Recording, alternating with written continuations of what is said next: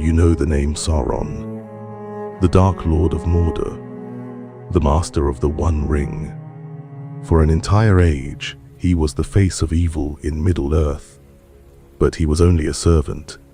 Before Sauron, there was a power infinitely greater, a celestial being who waged war not for kingdoms, but against creation itself. He was the master, and all the evil that followed was merely his shadow. This is the story of Melkor, the being who would become Morgoth, a creature of almost limitless potential whose ego was, unfortunately, also limitless. Before there was anything, there was Eru-Ilvatar, the One, a being of supposed omnipotence who, in a fit of what can only be described as cosmic loneliness, thought it would be a fine idea to externalize his thoughts as sentient spirits. These were the Aina, the Holy Ones, each a fragment of Eru's mind, a specialist in a particular aspect of cosmic reality. Let's just say the cosmic conductor had a favorite. Melkor was his star pupil, gifted with a measure of the powers of all his brethren. He was not just a note in the symphony. He was given the knowledge of the entire score. In Eru's grand design, this was meant to make him the ultimate collaborator. In reality, it made him the first and greatest critic, convinced from the outset that he could write a better song. Eru gathered his spiritual progeny and proposed a collaborative project, the music of the Aina. He laid out a theme, a grand and intricate melody that was to serve as the foundation for a new world. Most of the Aina, dutiful and unimaginative, picked up their celestial instruments and played along. They wove in their own subtleties, their understandings of water, air, and light, creating a harmony that swelled and grew in complexity. It was a pleasant, if somewhat predictable, performance. But Melkor, simmering with his own private ambitions, had other ideas. He had been wandering the void, looking for the flame imperishable, the wellspring of independent creation itself. He wanted not just to shape what is, but to create something entirely new, something born of his will alone. Finding nothing but an endless, silent emptiness, he returned with his frustration, curdled into a new philosophy. If he could not create life from scratch, he would instead impose his will upon the life that was to be. As the great music swelled, Melkor began to introduce his own theme. It was not a subtle counterpoint. It was a blast of raw, arrogant power. Imagine a string quartet attempting a delicate adagio, while one of its members decides to play a thunderous, repetitive, and violently simple march. His music was loud, clamorous, and utterly contemptuous of the melody around it. It was the sound of iron, of endless, grinding force, a stark contrast to the flowing complexities of Eru's initial theme. The harmony of the Aina faltered. A confusion, a visceral shudder, passed through the music as this alien sound sought not to blend, but to dominate. Some of the weaker-willed Aina, those drawn to extremes of power and force, found their own music being pulled into Melkor's current, their notes becoming harsh and strident, amplifying the discord. The music became a battleground, a metaphysical shouting match between order and brute assertion. Eru, seeing his project going spectacularly off the rails, tried to regain control.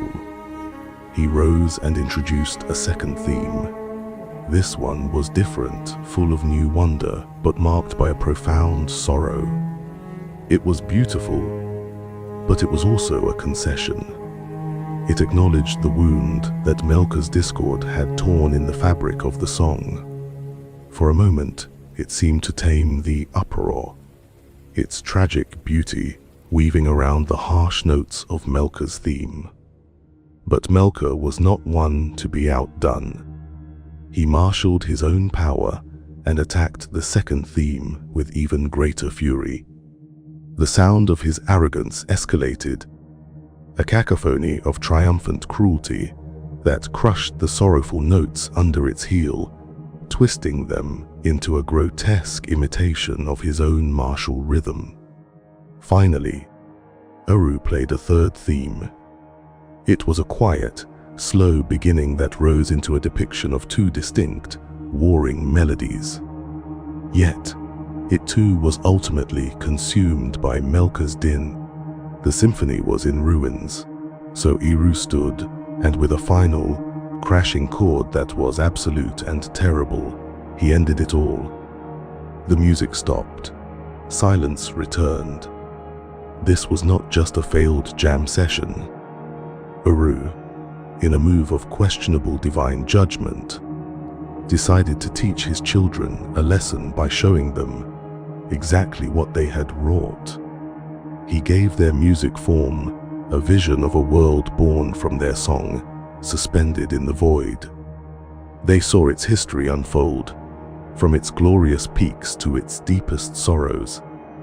They saw the elves and men, the children of Iluvatar, concepts Eru had kept to himself. And they saw, with perfect clarity, that Melkor's discordant notes were now an inseparable part of this new world's very essence. The evil, the strife, the endless decay and suffering of Arda was not a later corruption. It was a foundational element embedded in the world's source code from the very first moment. Congratulations. The universe was born pre-broken. The lasting consequence of this musical catastrophe was nothing less than the metaphysical blueprint for all of history. Every act of evil, from the smallest betrayal to the greatest war, would be an echo, a lesser performance of Melkor's original theme of discord. The very matter of Arda was now imbued with this potential for strife. Melkor had not been defeated in the music. He had successfully forced a rewrite. He had injected his own will into the very being of the world, ensuring that nothing within it would ever be completely free of his influence. The story of Arda would forever be the story of the struggle against a flaw that was intentionally woven into its design from the beginning. In the ringing silence that followed Eru's final, percussive shutdown of the music, the Aina were left to contemplate the sonic wreckage. Eru, acting less like an omnipotent deity and more like a frustrated parent, decided against simply erasing the corrupted file. Instead, he opted for a teachable moment of the cruelest kind. He said, "Behold your music," and in the void, a vision bloomed. It was the world they had sung into being, a sphere of unrealized potential, hanging like a jewel in the dark. The Aina gazed upon it, and for many, a sense of wonder and love bloomed. They saw the unfolding of history, the rising of mountains and the delving of seas they had only imagined. More importantly, they saw the children of Iluvatar, the elves and men, beings whose concept Eru had kept jealously to himself, whose fate was now inextricably tied to the flawed symphony. The Aina watched, captivated by the beauty and the sorrow. They saw the light and the dark, the joy and the pain, all playing out as a direct result of their song. But Melkor saw something different. He wasn't watching a tragedy or a thing of beauty. He was admiring his own handiwork. Where others saw the marrying of a perfect theme, he saw the successful imposition of his superior one. The strife, the domination, the cries of anguish that echoed in the vision's future. This was the validation he craved. This wasn't a world to be nurtured. It was a canvas he had already triumphantly vandalized, and now he wanted to sign his name on it. The vision of the world in its agony was, to him, a portrait of his own strength. He looked upon the suffering baked into its future and thought, mine. Then Eru did something truly remarkable. He sealed the deal with the single word, E, meaning, let it be. He brought the universe into actual existence. The vision was no longer a vision. It was real, the world that is. And with that, he made the Aina an offer that was both a gift and a sentence. Any of them could choose to leave the timeless, featureless comfort of his halls and descend into this new reality. They could go down into E and labor to bring the world to the fullness of the vision they had seen. It was a chance to build, to shape, to govern. But it came with a heavy price. Those who went down would be bound to the world, their power and their very being confined within it until the end of days. They would become the powers of the world, but also its prisoners. For the great Aina, who would become the Valar, this was a call to duty. Manwag, Vada, Olmo, Ald. They looked upon the vision of the children and felt a pull of love and responsibility. They saw the discord Melkor had sown, and they chose to enter the world to protect it, to nurture the good and to fight the inevitable evil. They accepted their confinement as a necessary sacrifice. But for Melkor, it was no sacrifice at all. It was the opportunity he had been waiting for. This was his chance to leave the realm of abstract musical debate and enter a physical arena where his power could be made absolute. While the others descended with a heavy sense of purpose, Melkor plunged into the new universe with the glee of a conqueror. He arrived in Arda, the earth, before anyone else, eager to begin reshaping it to his will. When the other Valar arrived in the young world, a place of chaotic, untamed energies and primordial matter, they found Melkor already waiting for them. He stood amidst the tumult and made his grand declaration, an act of breathtaking arrogance that would define all the ages to come. He did not suggest a joint custody arrangement. He did not propose a committee. He announced, to the very powers who had sung the world into being alongside him, "This shall be my own kingdom, and I name it for myself." It was a declaration of ownership, a statement that he considered Arda his rightful property. In his mind, his contribution of discord was the defining feature of the new world, and therefore, it belonged to him. He was not a guardian, he was its self-appointed king. This pronouncement was the true beginning of war in Arda.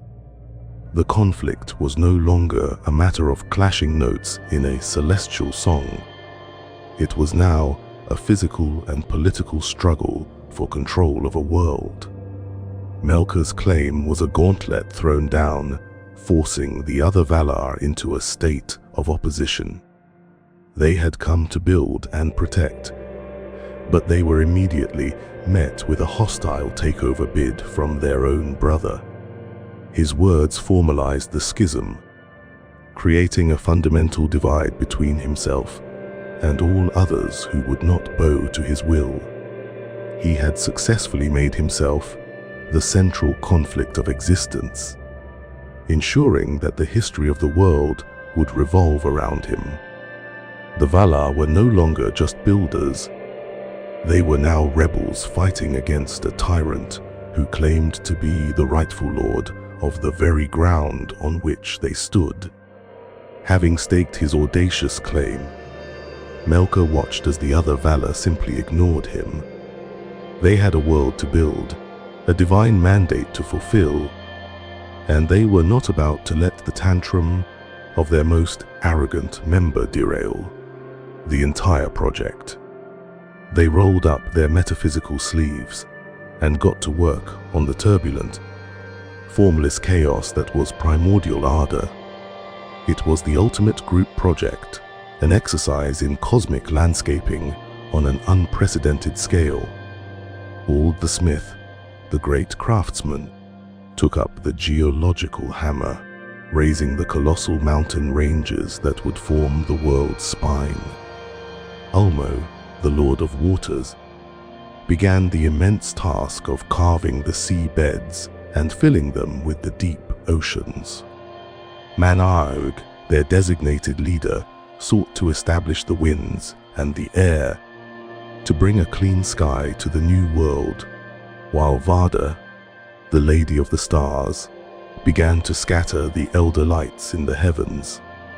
It was a flurry of diligent, focused creation.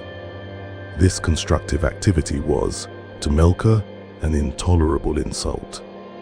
Every mountain Ald raised was a monument to his ignored claim. Every sea Ulmo filled was an act of defiance. They were treating his kingdom like a vacant lot for their own developments, and his ego could not abide it. So, he began his campaign of cosmic vandalism. His power was not yet focused on creating armies of twisted things. It was raw, elemental force, aimed with maximum spite. Where Ald hammered up a peak, Melkor would throw it down. Where Ulmo carved a deep channel for a river, Melkor would heave the earth and block it, turning gentle waters into stagnant mires. He delved deep into the earth, setting fires in its heart, causing volcanoes to burst forth through the cooled crust, spewing flame and poison into Mandy's clean air and boiling Ulmo's new seas. This was the first war, and it was not a war of swords and shields. It was a war of creation versus destruction, fought with the very bones of the planet. The Valar would build, and Melkor, with a perverse, gleeful energy, would tear it all down. He did not seek to make something else in its place. He was not offering an alternative design. His entire purpose was to ensure that if he could not have the world exactly as he wanted it, then no one could have it at all. The world groaned and buckled under the strain of this conflict. Continents were smashed and reformed. The initial, symmetrical design of Arda was shattered beyond repair. The Valar found themselves in a losing battle. Their essential nature was to build, to order, to nurture. Melkor's entire being was now focused on destruction. And in a contest of brute force and malice, malice always has the advantage of simplicity. Just as the Valar were being pushed back, their great labors on the verge of total ruin, a new force entered E. From the timeless halls came Tolkien the Strong, a being of pure, unadulterated physical might. Tolkien was not a subtle thinker or a grand artisan. He was, for lack of a better term, the cosmic bouncer. He heard of the war in Arda and came not out of a sense of duty, but for the sheer joy of a good fight.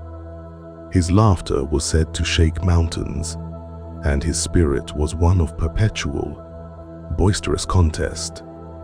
He was the force of nature that Melkor, the self-styled Lord of Force, had not accounted for. While the other Valar fought with the elements, Tolkien just fought. He charged across the battered continents, a golden-haired comet of pure strength. aiming directly for Melkor himself. Melkor had always been the strongest of the Ainur. His power was immense, his will indomitable. But he was also a tyrant and a bully. He excelled at dominating the less powerful, at bending the world to his will through fear and overwhelming force. What he could not handle was a direct, joyful challenge from an equal. Faced with the roaring, laughing advance of Tolkien, who took pleasure in the very struggle Melkor used as a tool of terror, Melkor's courage evaporated. The great Dark Lord, the self-proclaimed king of the world, turned and fled. He abandoned his war, his claims, his half-ruined kingdom, and retreated into the deep darkness of the outer void, far from the light and the laughter of Tolkien. The Valar had peace for a time. The war was over, but the world they were left with was a shadow of the vision they had seen. Arda was no longer a pristine canvas. It was a scarred, broken, and compromised reality. Its symmetry was gone forever, replaced by a chaotic geography of jagged mountains, misaligned continents, and seas that lay in unnatural basins. The Valar had driven the Vandal from their workshop, but they could not undo his work. The very matter of the world was now imbued with the violence of that first conflict. This established the pattern for all of ages to come. The Valar would manage to achieve a victory, but it would always be a Pyrrhic one, and the world itself would always bear the cost. They had not saved the original design, they had merely managed to salvage the wreckage. With Melkor having fled to the outer dark like a scolded child, the Valar took a collective breath and surveyed the mess. They had won, or so their simplistic calculus concluded. Tolkien was slapped on the back, a great hero, and the general mood was one of triumphant relief. Now, finally, they could get on with the business of creation without a cosmic vandal undoing their work at every turn. Their first major project in this new era of supposed peace was a characteristically grand and deeply flawed public works initiative, a planetary lighting system. The world was still shrouded in the twilight of Varda's stars, and they desired a light that would allow life to flourish. The solution was not subtle. Ald the smith, ever the engineer, forged two colossal lamps of immense power. For the north, he created Iluin, the lamp of silver, and for the south, Ormul, the lamp of gold. To hold these titanic lanterns aloft, he constructed two pillars of unimaginable size, Helka in the north and Ringel in the south. Pillars so vast they made the later mountain ranges of the world look like foothills. Manal hallowed the lamps, and Varda filled them with a pure, unwavering light. When they were set atop their pillars, a new age began. The spring of Arda. For the first time, a steady light bathed the central lands of the world, and under its nurturing glow, the designs of Yavanna, the fruit giver, at last came to pass. The long dormant seeds she had planted burst into life. Great forests, green and silent, rose to cover the lands. The first beasts of the earth began to walk and roam through titanic jungles and sprawling plains. Satisfied with their work and convinced of their total victory, the Valar decided it was time to settle down. In the center of Middle-earth, on a great island in a vast inland sea, they established their realm of Almarin. Here, in a place where the silver light of Iluin from the north and the golden light of Ormul from the south mingled in a soft, perpetual glow, they lived in bliss. They held great feasts, they celebrated their works, and they rested from their labors. Tolkien, the great warrior who had secured their peace, even married the dancer Nessa, and their wedding feast was the pinnacle of this deluded golden age. The Valar believed they had healed the world. They were content, they were powerful, and they were fools.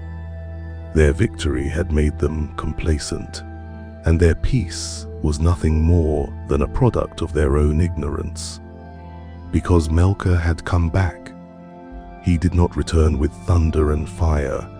He had learned from his humbling encounter with Tolkien. He returned as a shadow, a silent poison seeping back into the world he still considered his.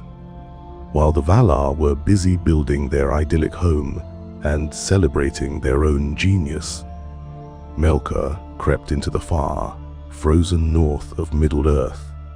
In the deep shadows cast by the northern pillar of Helkar, where the light of the lamps was cold and weak, he began to dig. He gathered to him the lesser Aenir, who had been corrupted by his music, spirits of fire and shadow, and began the construction of his first true fortress. It was named Utumno, a citadel of absolute evil delved deep beneath the Iron Mountains. It was not a castle, it was a wound, a subterranean cancer growing and festering in the roots of the earth, spreading its influence like a contagion while the world's self-appointed guardians feasted, entirely unaware. This period, the Spring of Ardor, stands as the ultimate testament to the Valar's fundamental weakness. They were powerful builders and well-meaning guardians, but they were strategically blind. Their greatest failure was a failure of imagination. They could not conceive that their enemy was not resting, but reloading.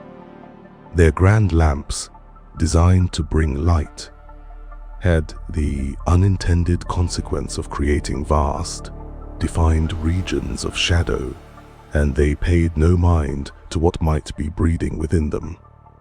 They mistook a temporary retreat for a permanent surrender. The peace of Olmeren was therefore a lie, an age of tranquility built directly on top of a burgeoning, unobserved threat. The lasting consequence of this willful blindness was catastrophic. The Spring of Ardor was not a golden age, it was an incubation period. While Yavanna's creations blossomed on the surface, Melkor's evil took root in the depths. He had been given the one thing a patient, hateful enemy desires most time. Unwatched and unopposed, he was allowed to build his fortress, marshal his forces, and twist the very substance of Ardor to his malevolent designs. The light of the two lamps, the Valar's greatest achievement since the war, ultimately served only to hide the growth of the greatest danger the world had yet known. They had chased away the wolf, and then left the door to the sheepfold wide open while they celebrated. The feast on the Isle of Almeren was the high water mark of the Valar's self-satisfaction. Tolkien the Strong, the great champion who had secured their peace, was happily married and, after the festivities, fast asleep. The other Valar, his supposed peers in cosmic power and wisdom, were similarly at ease, basking in the serene, blended light of their two magnificent lamps. They had built a paradise, and they were quite sure they deserved it. The world was ordered, the work was done, and the enemy was a distant memory. It was the perfect moment of tranquil complacency, the precise instant of vulnerability that a patient, hateful mind like Melkor's had been waiting for. He had spent ages in Utumno, not merely hiding, but building his strength, marshalling his dark spirits and observing his enemies. He saw their contentment and knew it for the weakness it was. From the black pits of Utumno, he chose this moment to strike. There was no declaration of war, no grand challenge. That was not his way. His method was ambush and overwhelming, disproportionate violence. He and his host of Balrogs and other foul spirits did not march on Almarin to engage the Valar directly. That would mean waking Tulkas and inviting a fair fight, something Melkor had no interest in. His target was far more symbolic and strategically devastating. He attacked the pillars of their power, the very source of their triumphant light. His armies swarmed out of the north and fell upon Helcur. The earth was torn asunder, the great pillar was undermined, and with a groan that shook the foundations of the world, it was toppled. The silver lamp of Illuin crashed down, and its holy light erupted in a cataclysmic flood of white fire, scoring the northern lands and turning the green plains to glass. The destruction was not confined to the north. Melkor's power was vast, and his assault was total. As Illuin fell, so too was the southern pillar of Ringel attacked and overthrown. The golden lamp of Ormul met the same fate, shattering upon the earth and unleashing its energy as a wave of liquid flame that boiled the seas and incinerated the great new forests of the south. The spring of Arda, the supposed dawn of a peaceful world, was brutally and permanently extinguished in a global tempest of fire and earthquake. On Almarin, the Valar's feast turned to terror. The ground beneath them heaved and broke apart. The seas, enraged by the vast energies unleashed into them, rose in mountainous tsunamis. The Isle of Almarin, their beautiful and perfect home, was utterly annihilated, sinking beneath the churning, lightless waves. The Valar were scattered, their paradise destroyed, their great work undone. They were left stunned and horrified in a world plunged back into absolute darkness. Their response to this catastrophe was not to immediately muster their forces and pursue Melkor into his fortress. The sheer scale of the destruction had terrified them. They looked upon the broken continents, the boiling oceans, the scorched earth, and they understood a terrible truth, a direct, full-scale war against the entrenched power of Melkor would not save the world. It would likely destroy it completely. Their power, matched against his, was so great that the planet itself was the battlefield and the inevitable casualty. Their fear of this collateral damage, of unmaking the very world they were supposed to protect, paralyzed them. Their will to fight was broken, not by Melkor's strength alone, but by their own potential for destruction. And so, they made a decision that would alter the fate of Arda forever. This decision is the true, lasting consequence of Melkor's victory. The Valar chose to retreat.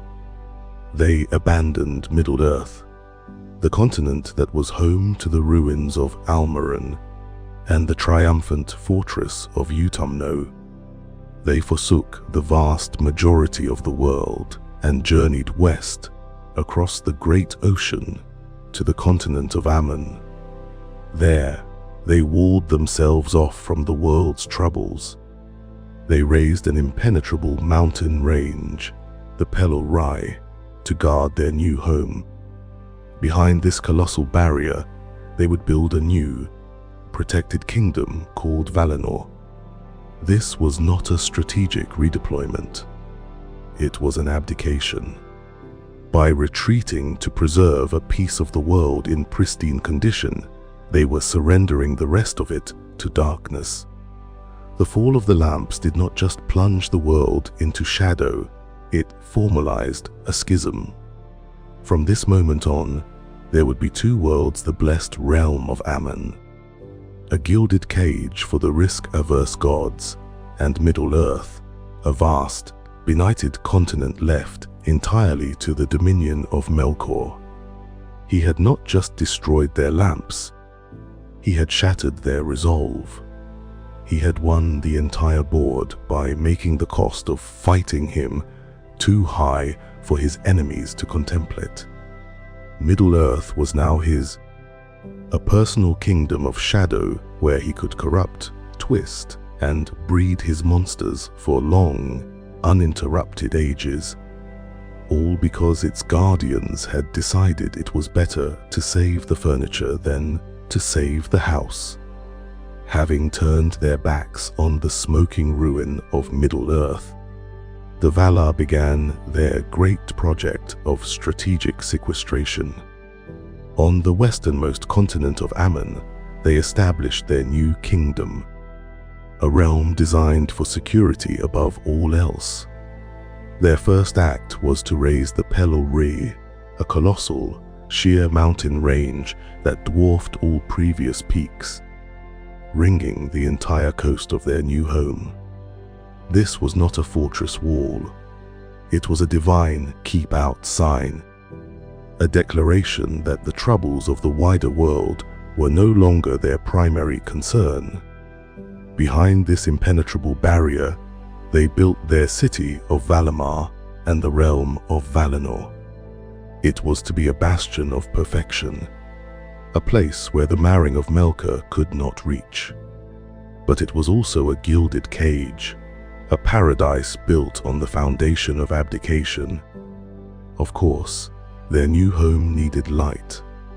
Their previous, world-spanning lamp project had ended in cataclysmic failure, so they opted for a more localized, boutique solution. On a green mound before their city, Yavanna, the giver of fruits, sang a song of immense power, and Nienna, the lady of pity and mourning, watered the earth with her tears for the hurts of the world. From this soil of sorrow and song grew the two trees of Valinor. One was Telperion, who bore leaves of dark green and silver, dripping dew of pure silver light. The other was Laurelin, whose leaves were young green trimmed with gold, and from whose boughs shone a golden, warm radiance. They waxed and waned in a slow, majestic rhythm, each giving forth light for 7 hours, their periods of dimming and brightening creating a gentle, eternal twilight. It was beautiful, it was magical, and its light fell only on the land of the Valar. They had replaced a public utility with a private garden ornament.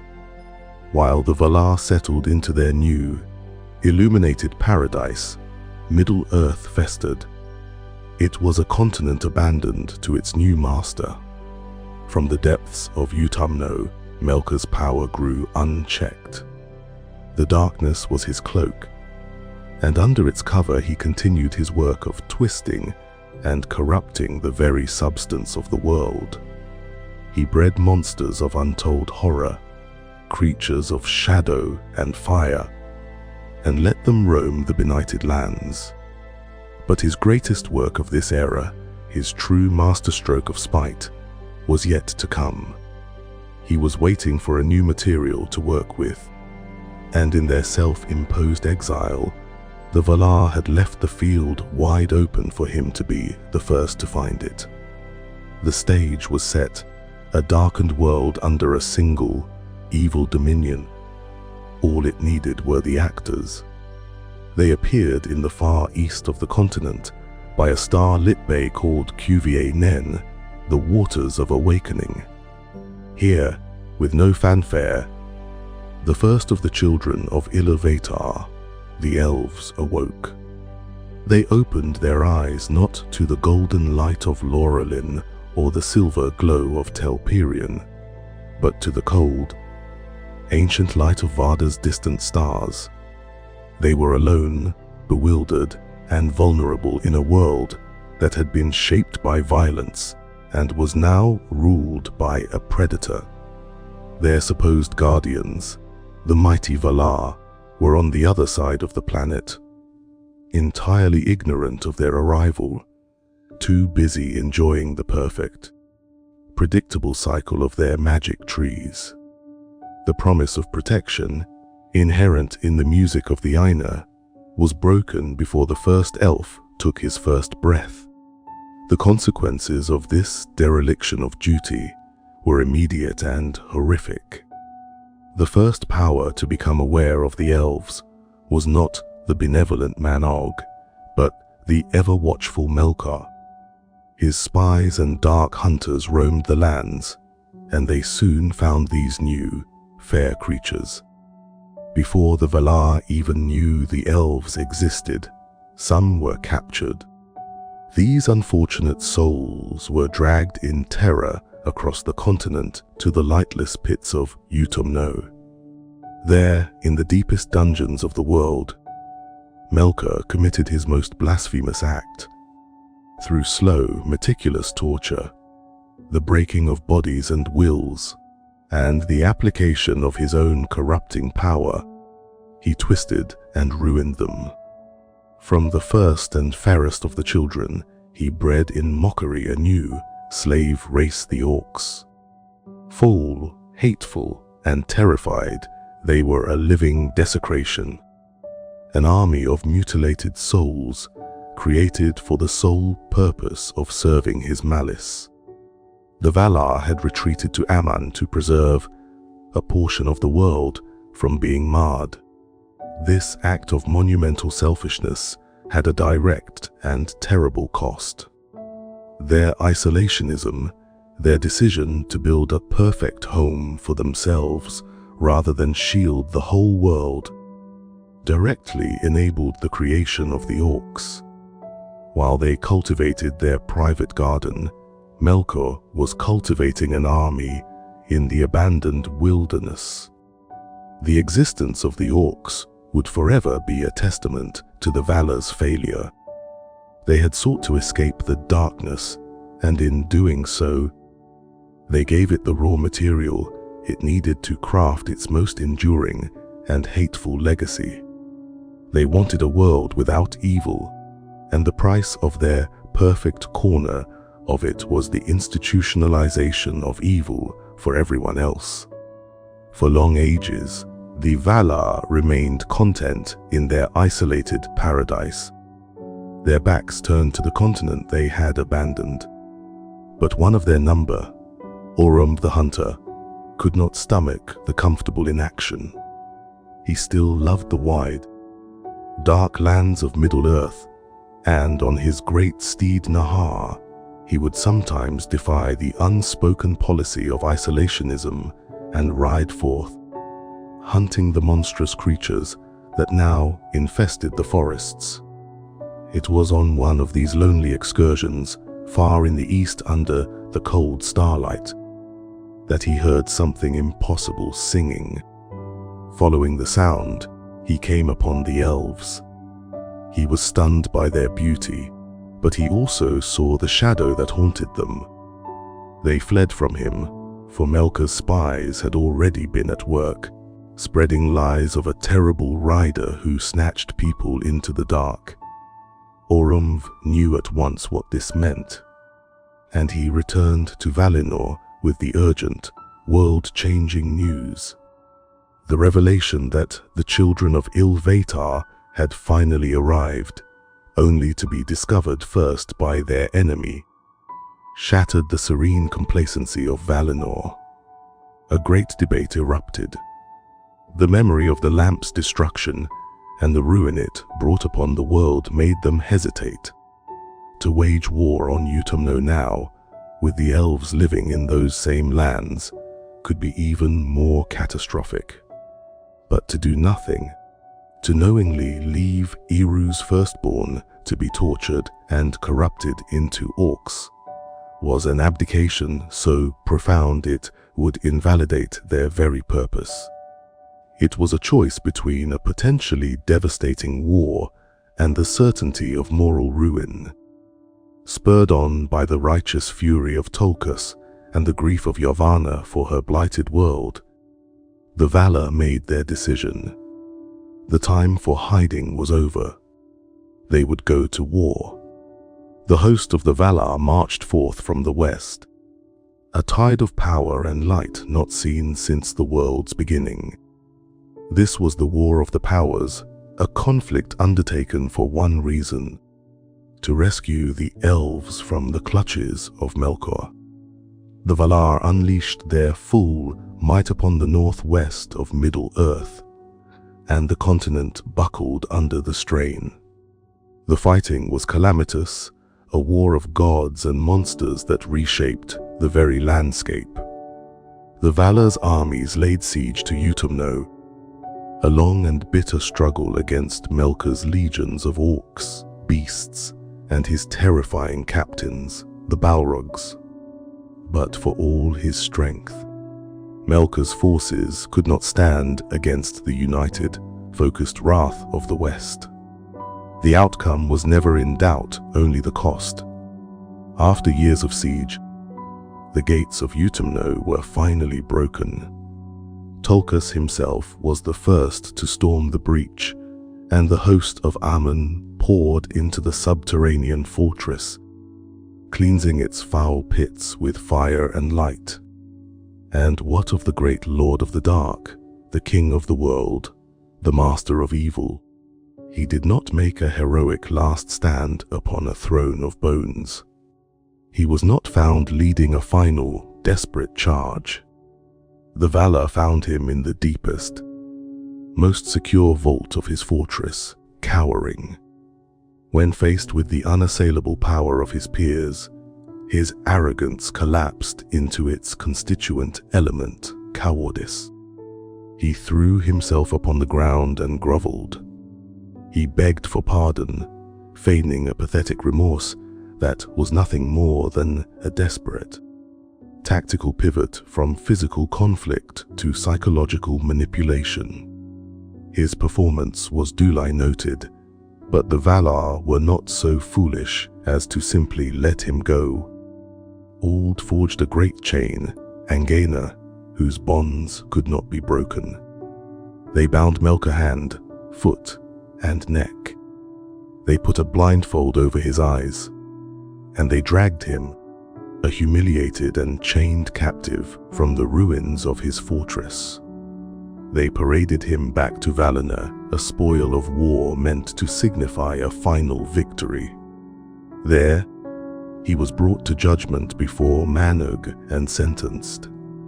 He would be imprisoned for 3 long ages in the inescapable halls of Mandos, the Valar of Doom, where he would be left in solitude and darkness to contemplate his crimes.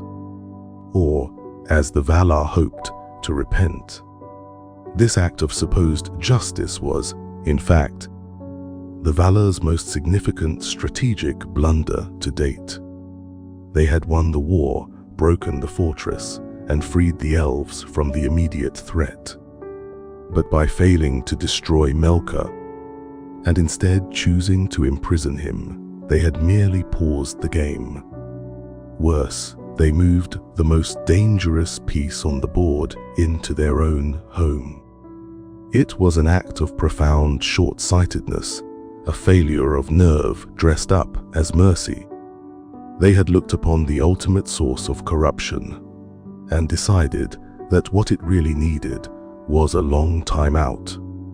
This decision planted the seed of Valinor's own ruin, ensuring that when Melkor's evil was inevitably unleashed again, it would not be in some distant, dark land, but in the very heart of their own, perfect and protected kingdom. 3 long ages passed in the undiluted light of the 2 trees. Valinor was at its zenith, a paradise of art and learning. The elves who had accepted the Valar's invitation to this blessed realm, particularly the ambitious clan of the Noldor, had grown mighty in craft and knowledge. The horrors of Utumno were a distant memory, and the chained Melkur was a problem that had been filed away in the deepest dungeon.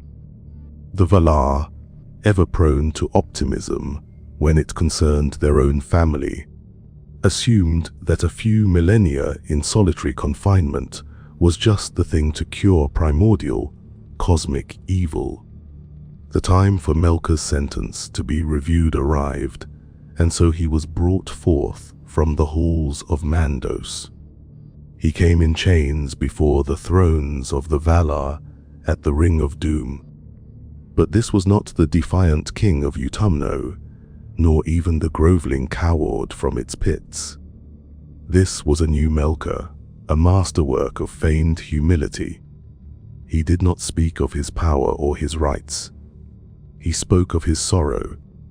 He prostrated himself before Manwëbu's throne and begged for pardon, not for his own sake, but so he could have the chance to aid his brethren in healing the myriad hurts of the world that he himself had caused.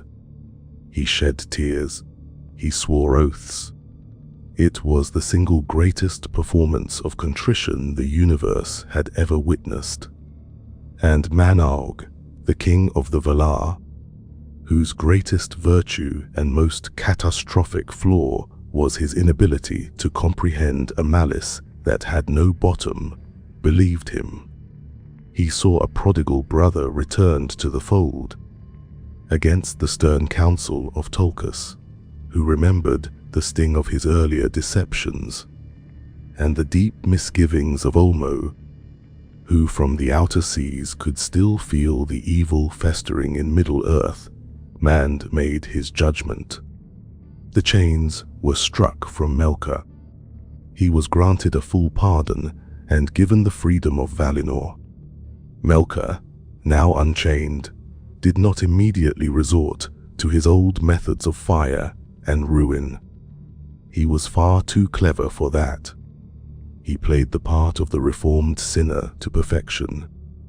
He walked humbly among the Valar and the elves, his head bowed, his voice soft, ever ready with a helpful word or a piece of forgotten lore. He became the greatest friend to the Noldor, for he saw in their fiery spirits, their thirst for knowledge, and their unmatched skill in craft, the perfect clay for his new design. He offered them his immense knowledge freely, teaching them arts and secrets the Valar had been slow to impart. He helped them to achieve new heights of creation, and in doing so, he earned their trust.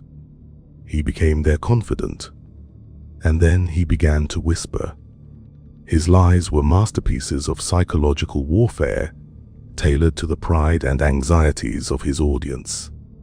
To the Noldor, he whispered that the Valar had brought them to Aman not as guests, but as prisoners, to keep their burgeoning power under control, and to prevent them from claiming their own kingdoms in Middle-earth. He spoke of the coming of men, the second-born, whispering that the Valar meant to give the vast lands of the outer world to this lesser, mortal race, supplanting the elves entirely. He hinted that the Valar were jealous, that they feared the Noldor would soon surpass them in skill and wisdom.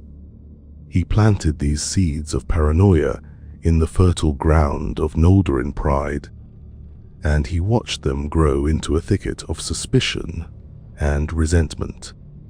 He taught them how to forge swords, an art previously useless in the unmarred peace of Valinor, framing it as a necessary tool for self-defense and the claiming of their birthright. His ultimate target, the perfect vessel for his poison, was Ephionor, eldest son of Fing, the High King of the Noldor. Eftianor was the most gifted of all the children of Ilúvatar, a smith and craftsman of genius that bordered on the divine. But his spirit burned with a fierce, possessive pride, and he loved his own creations with a jealous fire. Melkor nurtured this pride, fed his paranoia about his half-brothers, and spoke to him of the glory of being a king in his own right, free from the gentle, suffocating oversight of the Valar. F.B. Anor, in his arrogance, believed himself too wise to be deceived, and so he listened, taking from Melkor the knowledge he desired, while dismissing the manipulator. He failed to realize that the poison was not in the lies themselves, but in the truths they were wrapped in, and it seeped into his spirit all the same. The inevitable consequence of the Valar's parole board hearing was the complete undoing of the peace of their kingdom. Melkor, with no army, had managed to conquer Valinor from within. The trust between the elves and the Valar was fractured. The unity of the Noldor was shattered, with F.B. Anor and his half-brothers Fingolfin and Finarfin regarding each other with a new and dangerous suspicion. The blessed realm was no longer blessed. It was sick with rumor, jealousy, and ambition. The Valar's idealistic attempt to rehabilitate their brother had not healed him. It had simply given him a new, more insidious weapon. He had successfully turned paradise against itself, setting the stage for the greatest tragedy in the history of the elves, a tragedy they would bring upon themselves. At the height of his power, his mind ablaze with both his own genius and the dark knowledge imparted by Melkor, F.B. Anor embarked upon his life's great work. He sought to create something that would outlast memory, a testament to his own singular brilliance. After long and secret labor, he succeeded. He created the Silmarils. These were not mere gems. F.B. Anor had devised a way to capture the uncapturable, to imprison the living. Blended light of the two trees of Valinor within a crystalline substance of his own making. 3 jewels he made, and they shone with an inner fire, a living radiance that waxed and waned as if they were breathing. They were the most beautiful and potent objects ever created by any being other than the Valar themselves. The Valavada even hallowed them, so that no mortal flesh or being of evil could touch them without being scarred and burned. F.B. Anor had achieved the impossible.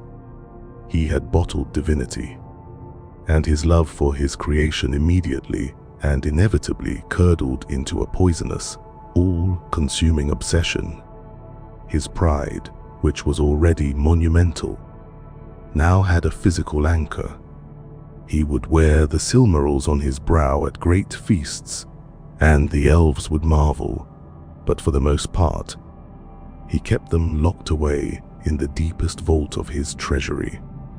He grew ever more suspicious, his eyes seeing potential thieves in every corner. He began to resent the Valar, suspecting they coveted his work. His own kin became rivals. The Silmarils were not a gift to the world, they were his and his alone. His magnificent creation had become a gilded cage for his own spirit. Melkor watched this unfolding obsession with a deep and burning lust. He desired the Silmarils with every fiber of his being. They were a concentration of the light he hated, a symbol of the creative power he could only imitate, never originate. To possess them would be the ultimate victory. To destroy them, the ultimate act of spite. So he began the next phase of his campaign. Having sown the seeds of general paranoia, he now aimed them at this single, perfect target. He spread new whispers, subtle and venomous, suggesting that the Valar were plotting to seize the Silmarils for the good of all, and that Anor's ambitious half-brother, Fingolfin, was their chief conspirator in this plot, eager to usurp Anor's place as heir to the Noldorin throne. The lies found their mark in Anor's paranoid heart. Enraged and seeing enemies everywhere, he committed the ultimate transgression.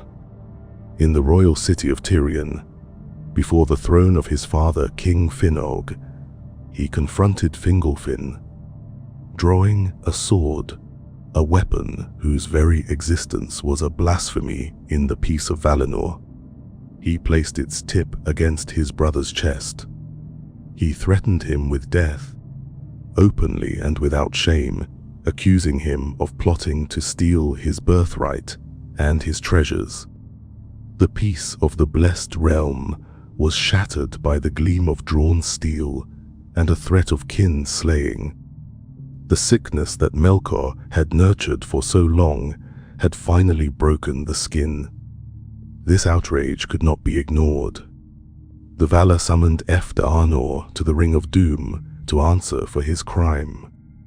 During the trial, the web of lies and rumors was unraveled, and its origin was traced back to the helpful, reformed Melkor.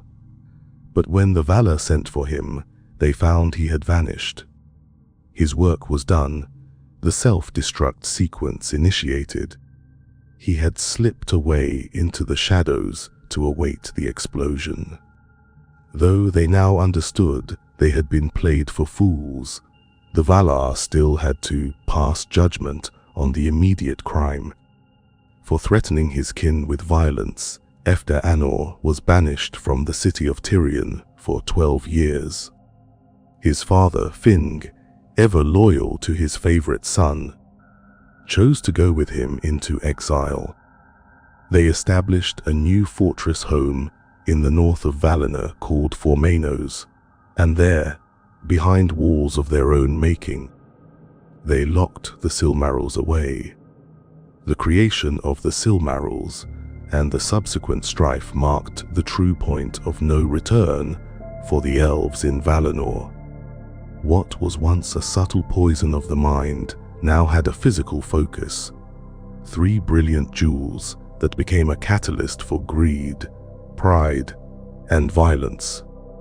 The Valar's judgment, meant to be a cooling-off period, only served to isolate Anor further, stewing in his resentment and making him even more vulnerable. Melkor had brilliantly succeeded in transforming the world's fate. It was no longer a grand cosmic struggle between gods. It was now a grubby, venal affair that revolved around 3 shiny objects and the inflated ego of their creator. He had forged the perfect tool for his enemy's self-destruction. Having successfully lit the slow-burning fuse of elven civil war, Melkor vanished. A fugitive once more, he fled south, to the dark and forgotten lands of Avathar on the southern shores of Aman. This was a place of shadows, untouched by the light of the 2 trees, and here dwelled a creature of a different order of evil. He found Ungoliant, a primordial spirit of ravenous hunger, a being of void that had taken the form of a monstrous spider. She was not one of his servants. She was something older, a lingering horror from the unformed ages of the world, whose only purpose was to consume. She fed on light and excreted a tangible, suffocating darkness. It was a marriage of convenience between active malice and mindless gluttony. Melkor, for all his power, was wary of her bottomless appetite, but he needed her. He promised that if she aided him, he would give her a feast to quench her eternal thirst. With their pact sealed, Ungoliant wove a cloak of her unlight around them both, a shroud of absolute nothingness that devoured light, sound, and sight. as a creeping mobile void. They traveled north, unseen and unheard, back toward the heart of Valinor. Their timing, as always, was impeccable. They arrived during a high festival, a time when Manwog, in a last-ditch attempt to mend the strife Melkor had caused, had called all of the Valar and elves to his halls upon Taniquetil, the holy mountain, the plains of Valinor, the city of Tirion, and the hallowed mound of the two trees were left almost entirely unguarded. The Valar's attempt at reconciliation had provided the perfect opportunity for their enemy's masterstroke. Their first stop was the fortress of Formenos. Standing guard alone before the gates was Finnog, the High King of the Noldor, who had chosen exile with his son. He was the first to die in the Blessed Realm. Melkor slew him without ceremony or pause, a brutal, definitive end to the Age of Innocence. He then smashed his way into Efther Annu's treasury and seized his prize, the 3 Silmarils. He held in his hand the last remnant of the pure light of Valinor, a treasure he had coveted with an all-consuming hatred. With the jewels secured, he and Ungoliant proceeded to their primary target, the source of all light and joy in the land, the 2 trees themselves. What followed was not vandalism, it was deicide. Melkor, now swollen with a triumphant malice, took up his great black spear and stabbed both Telperion the Silver and Laurelin the Golden, wounding them to their core. As their luminous sap bled out upon the mound of Izelohar, Ungoliant set upon them. She sank her fangs into their wounds and drank. She drained them of their light and their life, sucking them dry until they were nothing but brittle, withered husks. The divine light of Ammon poured into her bottomless void, and as she drank, she swelled to a blasphemous, bloated size. Her hunger momentarily sated, she vomited forth vast, ropey webs of pure, pitch-black darkness, a filth that smothered what little light remained and solidified the gloom into a tangible, choking presence. A great and terrible darkness fell upon Valinor. It was not the gentle twilight of the trees' slumber, nor the simple blackness of a moonless night. It was an absolute negation, a smothering blanket of profound, impenetrable evil. On Taniquetil, the festival of the Valar turned to a scene of chaos and terror. They were plunged into a blackness so complete that they were blind and helpless. Their divine power useless against a foe they could not see and a darkness they could not pierce. Their home, their paradise, the symbol of their power and wisdom, had been murdered before their very eyes, and they were left impotent and grieving in the suffocating dark. The murder of the trees and the theft of the Silmarils was the act that broke the history of the world in 2. The long age of peace in Valinor was over, violently and forever.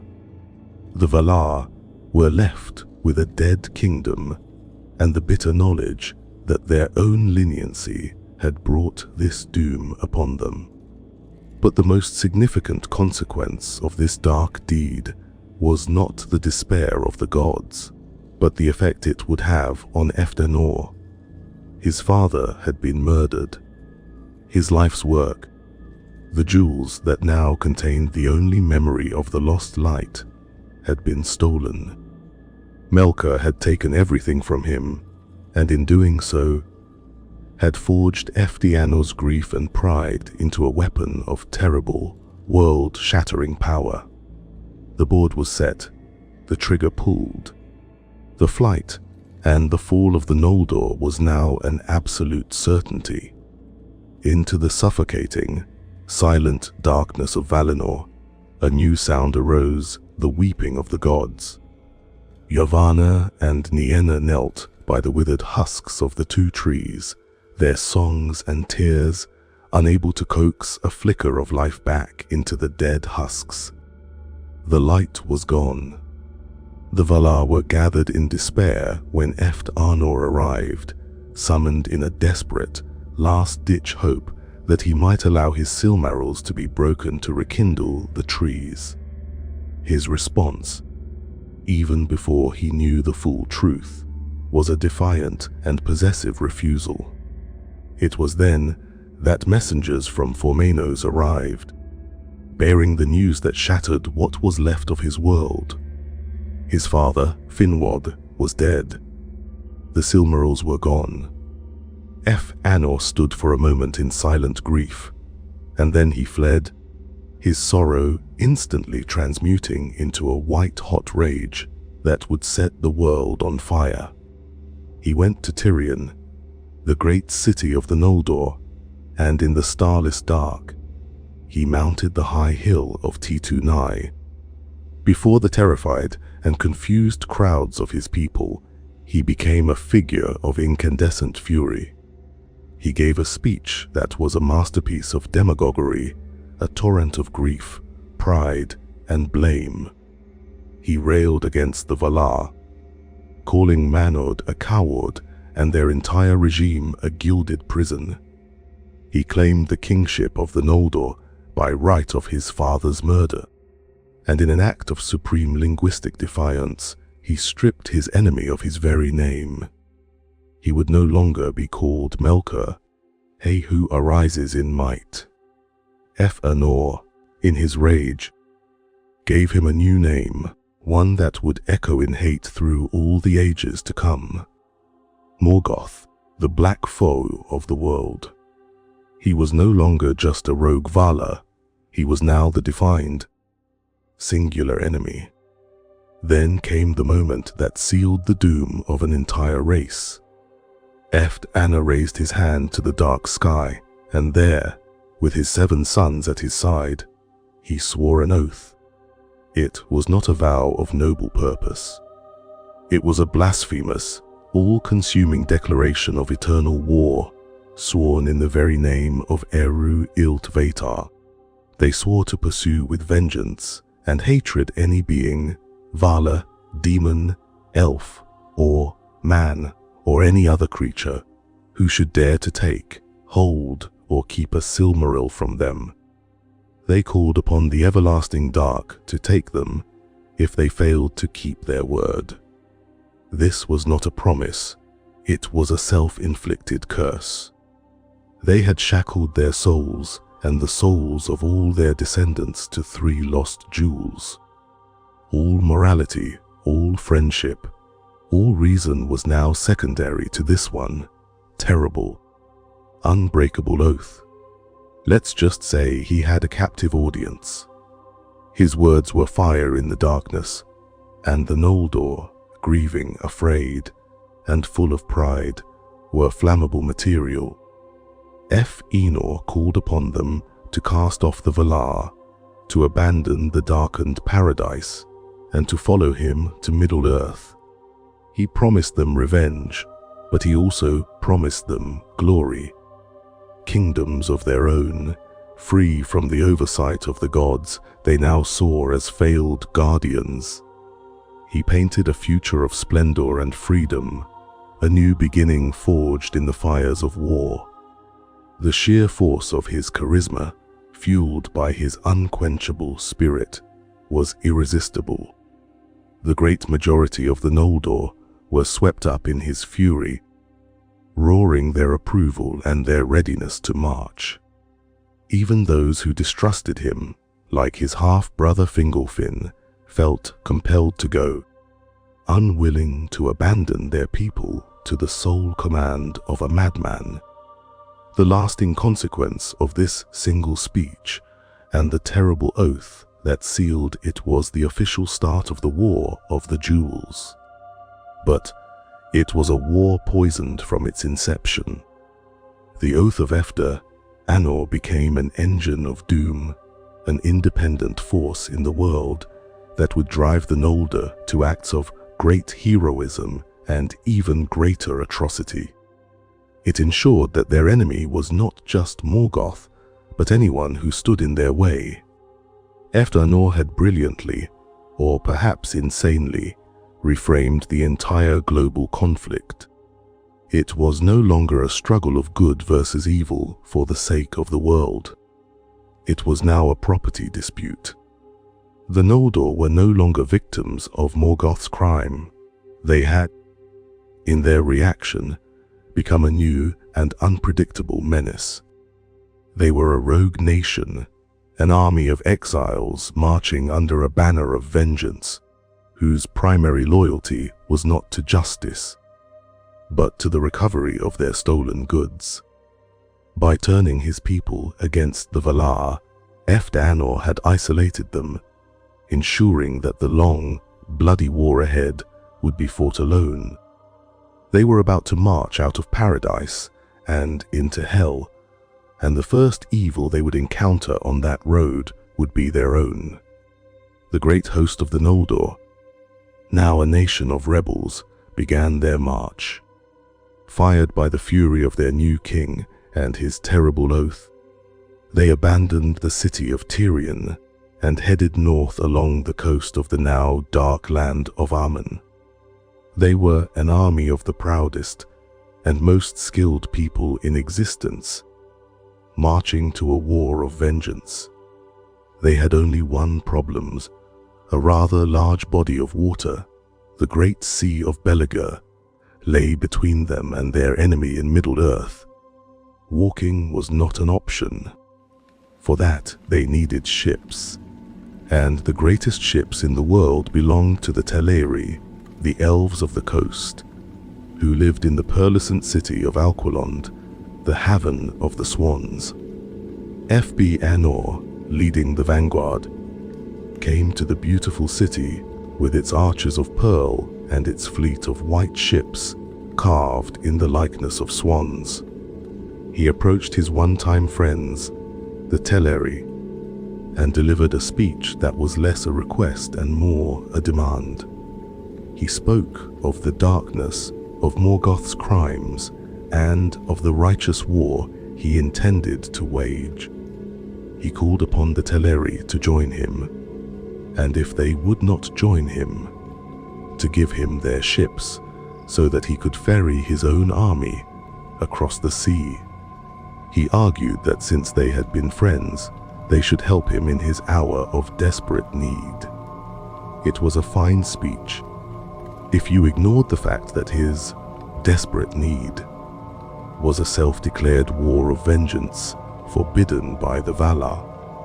Olug, the lord of the Teleri, gave a perfectly reasonable and therefore utterly useless response. He expressed sympathy for the Noldor's grief, but he flatly refused the demand. The ships, he explained, were the work of their own hands, their own great creations, as precious to them as the Silmarils were to J.R.R., a point of empathic reason that was completely lost on the incandescently selfish J.R.R. Furthermore, the Teleri would not defy the will of the Valar, nor would they aid in any way a war that seemed born of rage rather than wisdom. They offered their friendship and their sorrow, but their ships were not on the table. J.R.R., whose patience had been burned away by his grief and his oath, did not take the refusal well. He who decried the thief became the pirate. Frustrated by the delay and enraged by the denial, J.R.R. turned to his own host. If the Teleri would not give him the ships, he would take them.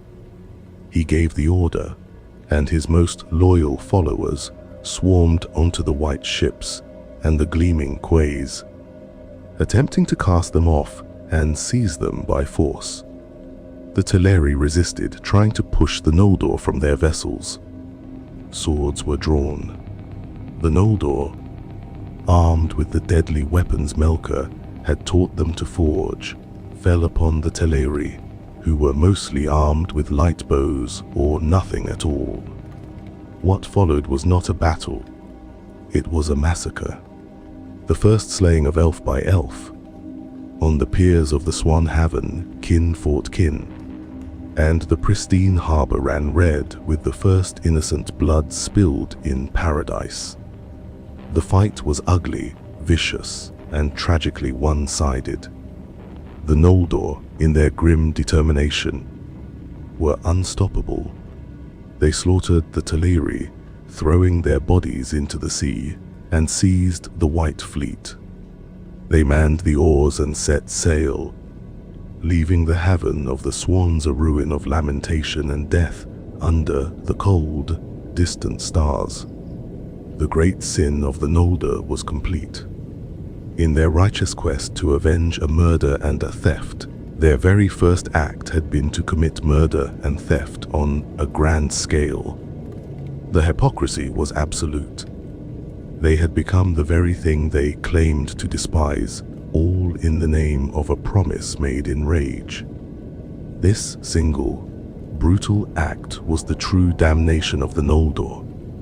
The kinslaying at Alqualond was a stain that could never be washed away. A crime that poisoned their entire cause before it had even properly begun. It proved that the oath of Efdeanor was not a righteous quest for justice, but a direct path to moral ruin. As their stolen fleet sailed northwards into the darkness, a figure appeared on the shore, some say Mandos himself, the Vala of Doom. A voice spoke, laying upon them the prophecy of the North, the doom of the Noldor. They were told that their rebellion would lead them only to sorrow, that their oath would betray them and turn them against one another, that they would be dispossessed forever, and that the Valar would wall Valinor against them, offering no help and no pardon. They had declared war on the Dark Lord, but in their first action, they had made an enemy of the world itself. The doom of Mandos hung in the air, a prophecy of despair spoken into the cold, northern wind. Yet the host of the Noldor pressed on, their hearts still hot with the fire of Efdeanor's words. They reached the northernmost shores of Aman, and a practical problem finally intruded upon their burning fanaticisms.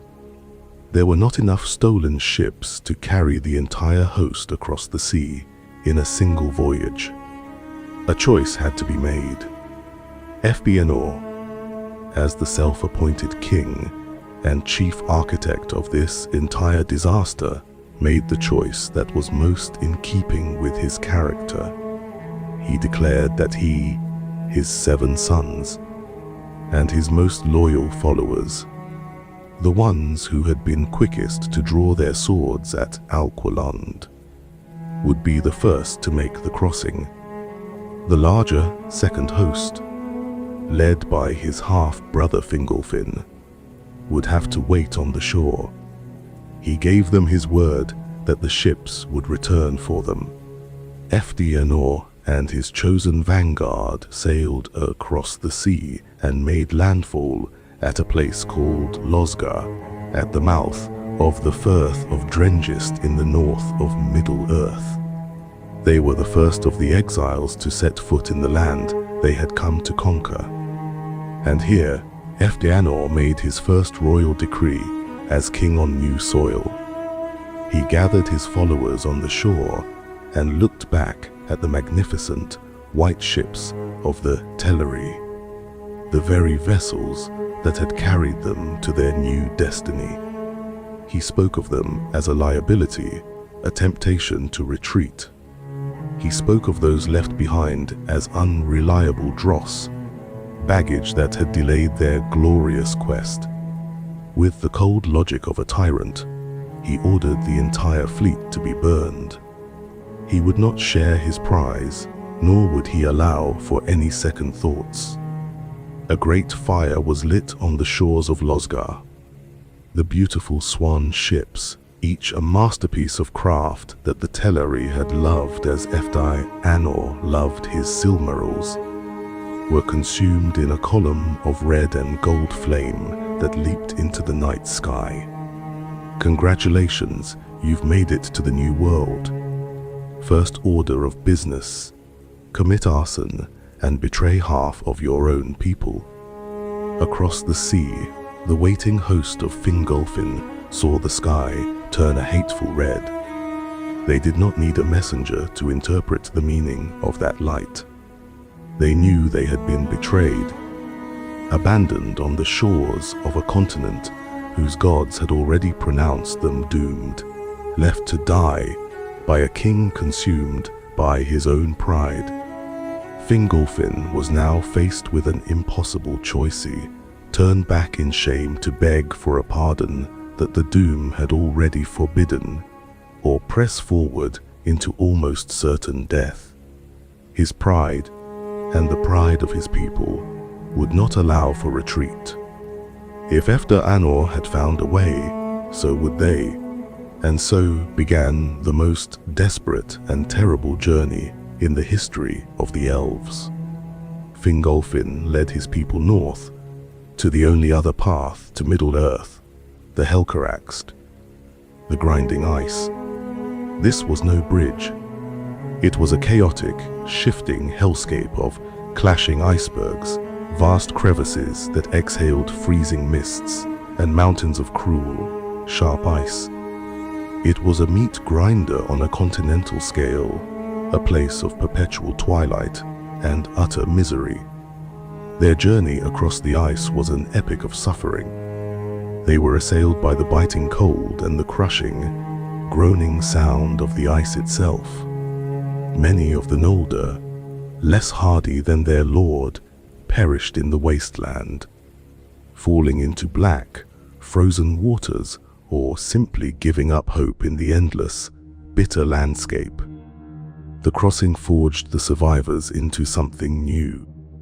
It burned away their softness and replaced it with a hardness like the ice itself, and it filled their hearts with a bitter, burning hatred for J.R.R. and his sons. They had been betrayed, and they would never, ever forget it. The fire at Losgar and the ice of the Helcaraxed carved an irreparable wound into the heart of the Noldor. They would not arrive in Middle-earth as a united host, a shining army of liberation. They would arrive as two deeply embittered factions, divided by a fresh and unforgivable act of treachery. J.R.R.'s brilliant strategic move to rid himself of his rivals had gifted Morgoth his first great victory in the coming war, before a single battle had even been fought. The doom of Mandos was not some distant, future curse. It was already at work, not through some external force, but through the Noldor's own actions, their own pride, and their own capacity for cruelty. Morgoth, from the cold, newly delved pits of his fortress of Angband, saw the sky to the west glow with an unexpected fire. He knew at once that the long peace was over. The elves of Valinor, whom he had so brilliantly driven into exile, had finally arrived on his shores. Always one to test a new variable, he decided to greet them with a welcoming party of his own design. He unleashed a great host of orcs, with orders to drive the newcomers back into the sea. This led to the second great battle for the fate of the world, a battle fought under the cold light of the stars, the Dagor Nuin Gileath, and it was a slaughter. The Noldor, fresh from Aman, still burned with the light of the two trees in their eyes and the fire of pure rage in their hearts. Compared to the cowering, miserable orcs, they were as gods. They fell upon Morgoth's legions with a fury and speed that was terrifying to behold, their bright swords reaping a grim harvest in the dark. The orcs broke and fled, but the Noldor gave them no quarter, hunting them down through the hills and dales until the entire army was annihilated. It was a swift, total, and intoxicating victory. And for J.R.R., it was a profound vindication. He laughed as he cut down his foes, his heart swelling with a triumphant, arrogant joy. This proved it. The Valar were cowards, and Morgoth was a weakling whose minions could be swept aside like dust. This easy win, however, was the worst thing that could have happened. It did not make J.R.R. cautious, it made him reckless. In the full flush of his victory, consumed by his burning hatred, he believed he could end the entire war in a single day. He pressed his advance, racing far ahead of the main body of his army, his eyes fixed on the distant, smoking peaks of Angband. His goal was nothing less than to storm the gates of the fortress himself, tear the Silmarils from Morgoth's iron crown, and cast his foe into the dust. He was a meteor of pure, unthinking vengeance, a king who had outrun his own army in his haste to die. Morgoth, however, was not so foolish as to leave his front door unguarded. As J.R.R. drew near to the slag heaps of Angband, a new force issued from its gates. These were not orcs. From the depths came the Balrogs, the spirits of fire, his most terrible servants from the elder days. Led by Gothmog, their dreadful lord, they erupted from the ground and surrounded the lone elf. Here, at last, J.R.R.'s pride met a fire hotter than its own. He fought them. Alone, he stood against a host of demons, and his courage was absolute, his skill breathtaking. He was wounded and burned, yet he fought on, a singular point of light against a tide of shadow and flame. But not even the mightiest of the elves could survive such an onslaught.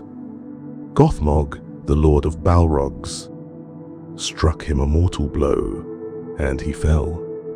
Just as the demons moved in to finish their work, J.R.R.'s sons arrived with a small vanguard, having desperately tried to keep pace with their father's madness. They drove the Balrogs back with heavy losses and rescued their dying king.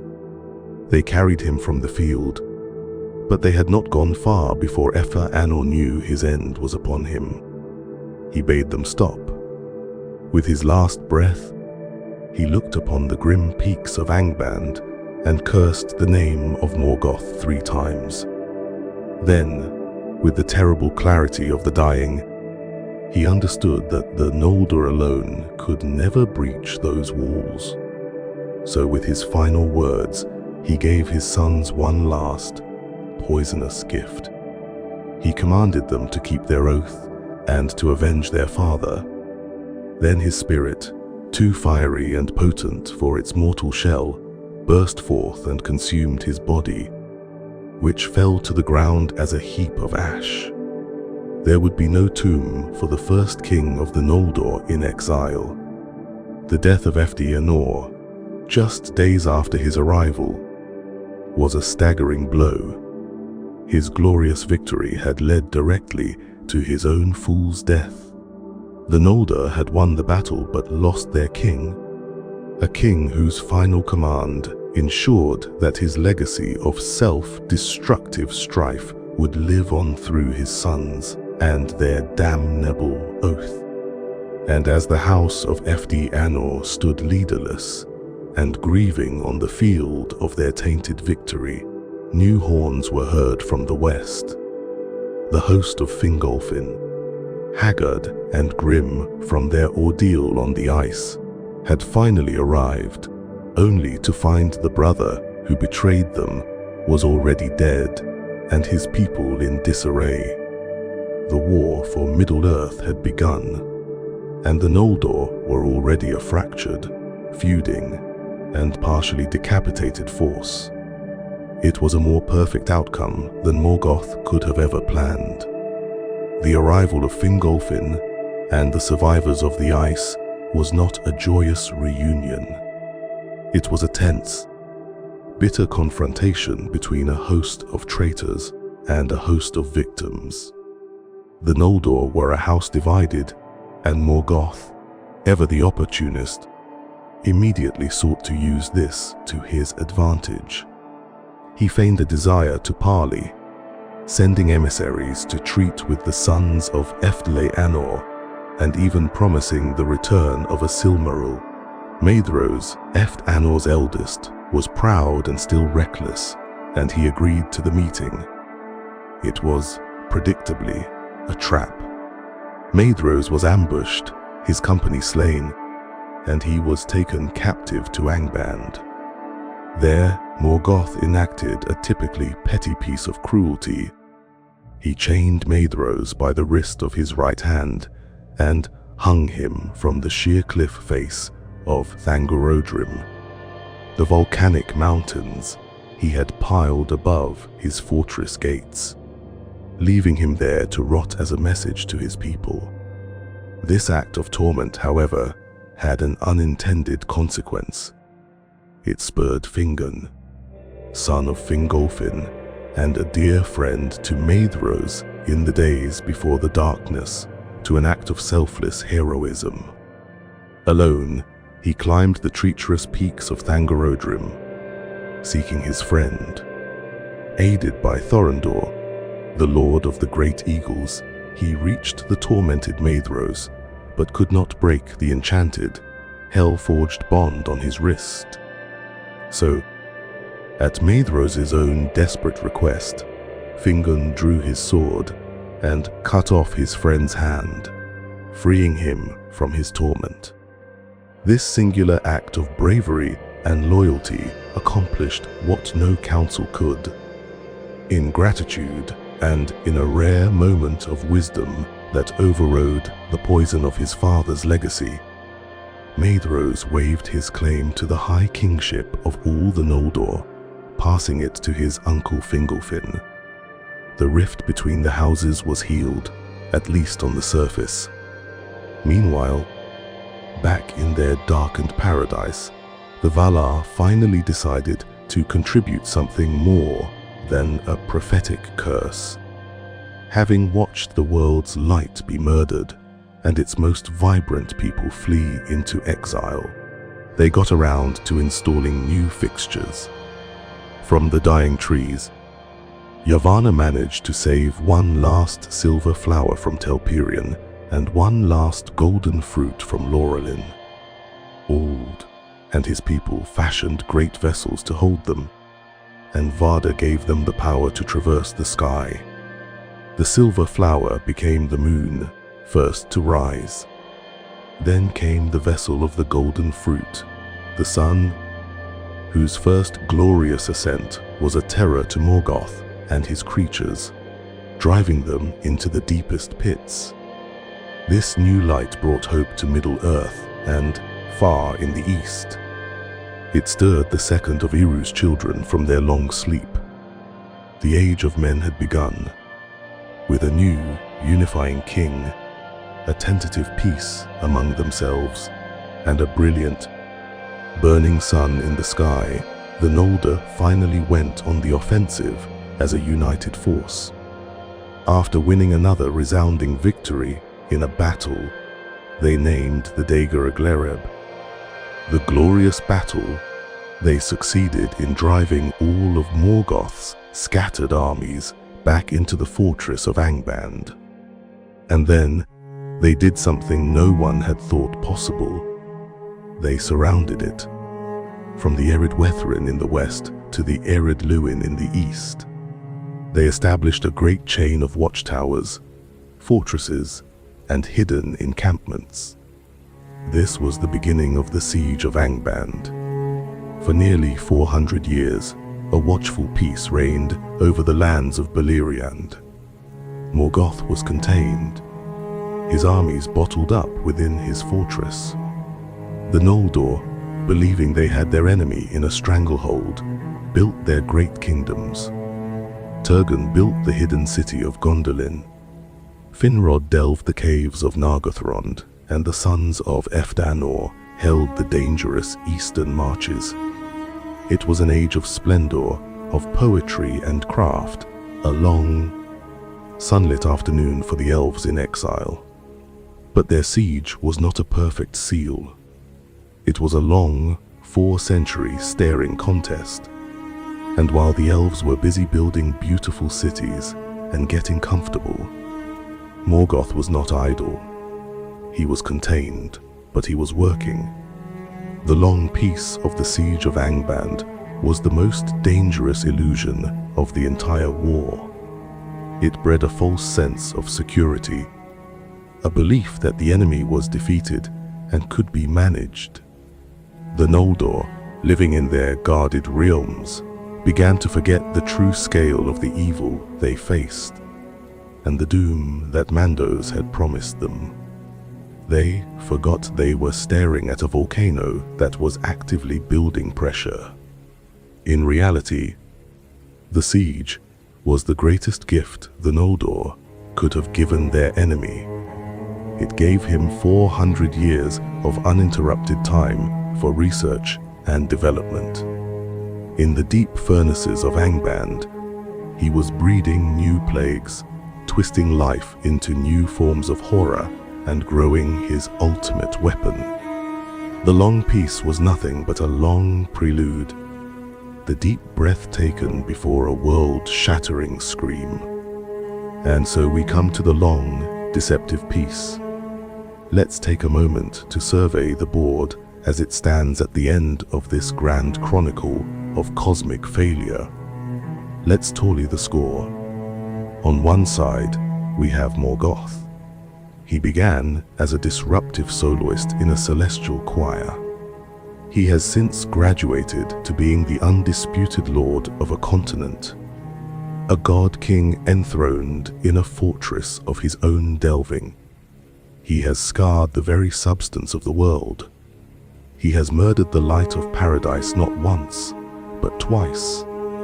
He has slain a king in the undying lands, stolen the most prized treasures ever made, and successfully goaded his most potent enemies into a suicidal, cursed war against him. He has turned them into murderers of their own kin.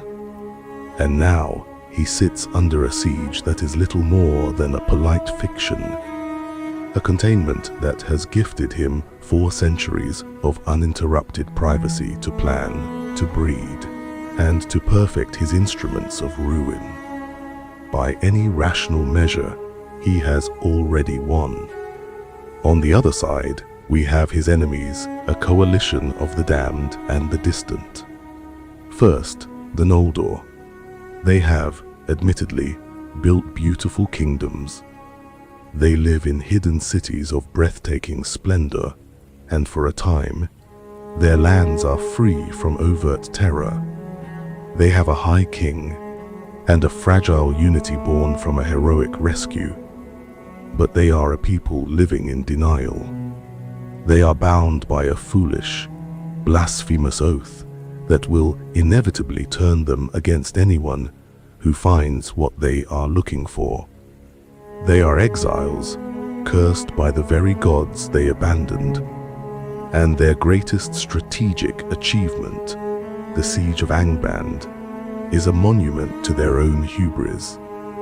They believe they have trapped a wolf, when in fact they have merely gathered around the mouth of its den, daring it to come out, all while it breeds a legion of wolf pups inside. Their peace is the quiet of the graveyard before a new burial. And what of the Valar, the great guardians, the divine powers charged with the protection of the world and its children? They are on another continent, behind a very tall wall.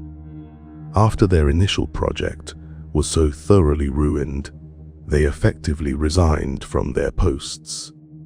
Their sole contributions to the war effort have been a new sun, a new moon, and a prophecy detailing exactly how terribly their former charges are going to fail. They sit in their timeless, perfect realm, presumably watching the unfolding tragedy with a sort of detached, sorrowful impotence. They have outsourced the war against the ultimate evil to a cursed and fractured tribe of elves who are motivated primarily by a property dispute.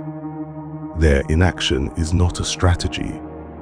It is a complete abdication of responsibility.